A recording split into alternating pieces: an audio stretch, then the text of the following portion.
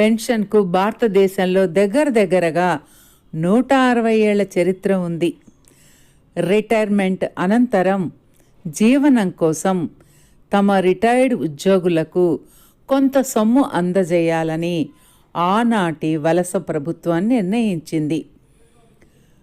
Retirement ప్రయోజనాలను ప్రభుత్వం అందజేస్తున్నప్పటికీ 1922 జనవరి 1 నుండి అమలులోకి వచ్చిన ఫండమెంటల్ రూల్స్లో వాటిని పొందుపరచలేదు.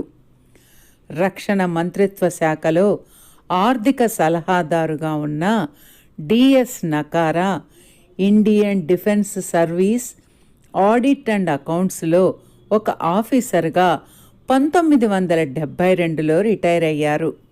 మిగతా పెన్షనర్లలాగే ఆయన కూడా పెన్షన్ పొందటంలో అనేక ఇబ్బందులను